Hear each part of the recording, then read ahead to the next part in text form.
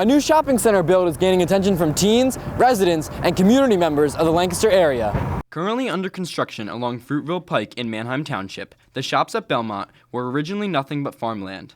In 2007, B&F Properties, along with Bob Waters Associates, sought to make that change for the Lancaster area. The county has actually identified that farm as being within the growth boundary. So B&F identified the property and acts as the main partner for the shopping center. And so we started talking to the family to purchase the property for real estate development. 2 years later, just when the agreement was signed, the project was suddenly slowed. So it's been a long trek, but 8 years ago, we signed the agreement in 2009, just as the recession came on us, and I've been working on that property to get it through all the approvals.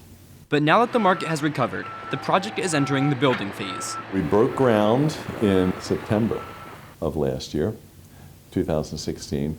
From that point, it'll be 18 months, and we're 6 months into that. So we're looking at 1 year away from right now to having an opening. The trendy shopping center is gaining appeal from the community, and the 30 retail stores and restaurants going in have teens' heads turning.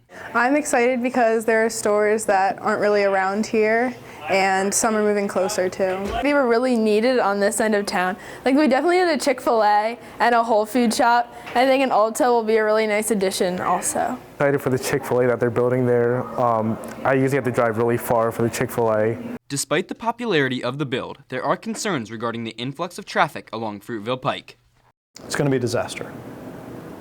Fruitville Pike is already the most heavily traveled artery in and out of Lancaster City, and it's going to add almost half as many cars per day, and it's already a disaster. So I don't think they can make the appropriate arrangements in terms of traffic, even though the developer said they would. I think it's something that's going to decrease the quality of life in that area. I know it's going to cause some more traffic, but I don't foresee a serious problem with the traffic just because I think that's a really large intersection. So I don't really see it as being something to be concerned about. We're going to be spending $2 million in improvements on Fruitville Pike. That's going to widen that road and create 2 intersections. We're expanding the lanes to 8 lanes. We're also giving $5 million to Manheim Township to do traffic improvements wherever they want to.